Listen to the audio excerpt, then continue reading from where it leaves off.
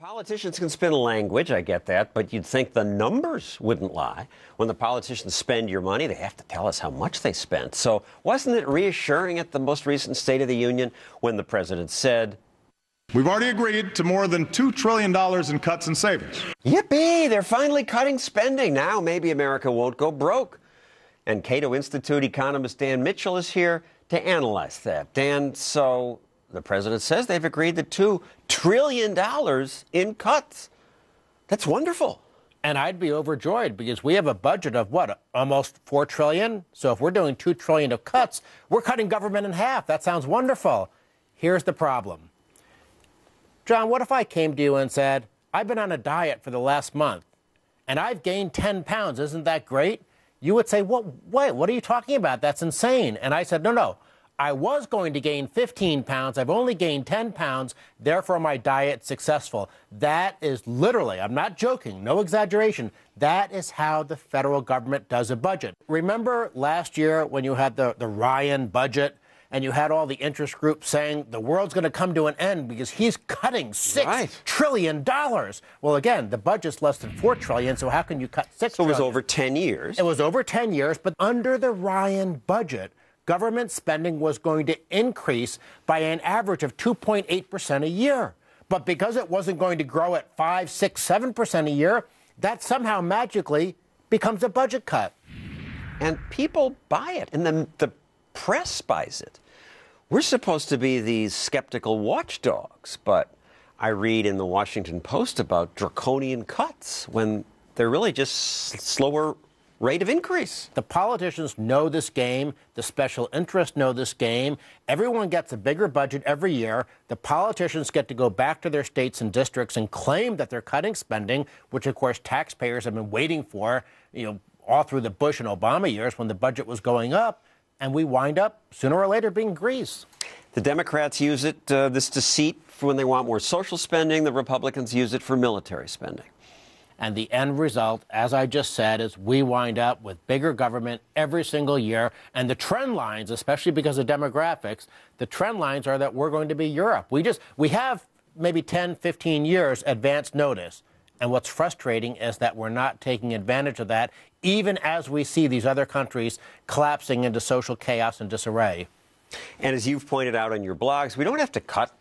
We don't actually have to cut. We just have to slow the growth of government to maybe 2%, and we could grow our way out of this. Well, being from the Cato Institute, I actually do want to cut spending. But if all we're trying to do is balance the budget over 10 years, which is sort of the minimal thing that politicians keep saying we should do, if we simply limit the growth of spending to 2% a year, which is about the projected rate of inflation, we'll have a balanced budget in 2022. That's all we have to do. But instead, the politicians are saying, we'll have draconian and savage budget cuts if we have to balance the budget without tax increases. They want to take more money out of our pockets. They don't want to put government on a diet, even if that diet allows spending to grow 2% a year. Now, we do have something called the CBO, the Congressional Budget Office. Their job is to develop cost estimates for virtually every bill, provide Congress with the objective, nonpartisan analysis. What goes wrong there? They're governed by the rules Congress gives them. So when the Congressional Budget Office, with that Ryan budget last year, it was the Congressional Budget Office that said it would cut $6 trillion. But that's because they are required to start with what's called a baseline assumption of bigger and bigger government every year. And then if it doesn't grow as fast as the baseline, it becomes a cut. And likewise, on the revenue side, the Joint Committee on Taxation, if you double tax rates, they automatically assume you're going to double tax revenues, even though in the real world, we know that people aren't going to work, save, and invest as much. There's going to be tax avoidance, tax evasion. The economy's not going to grow as fast. The taxable income's going to shrink.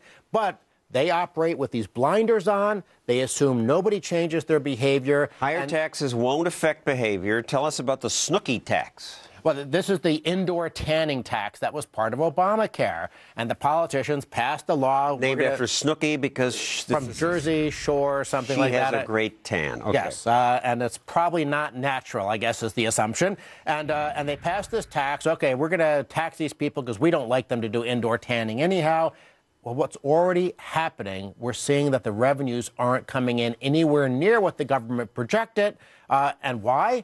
Because the price went up, demand went down. Lastly, these cost estimates we get from politicians. President Bush said the war in Iraq would cost $50 to $60 billion.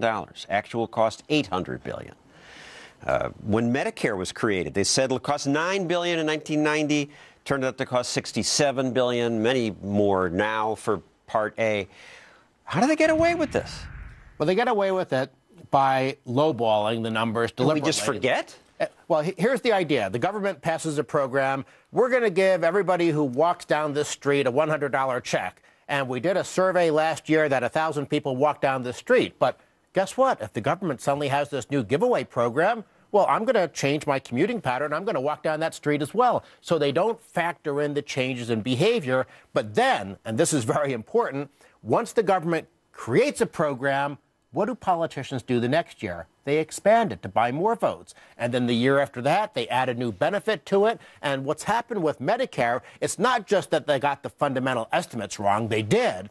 But of course, once Medicare was created, every new generation of politicians figures out some new expansion, some new benefit, because they want to get the same credit for giving citizens. People free stuff. Yes, and it's free, of course, when you use other people's money. And, of course, they're also incompetent. One last one, they said the hiring of airport security screeners for TSA would cost $100 million, cost $700 million. Thank you, Dan Mitchell.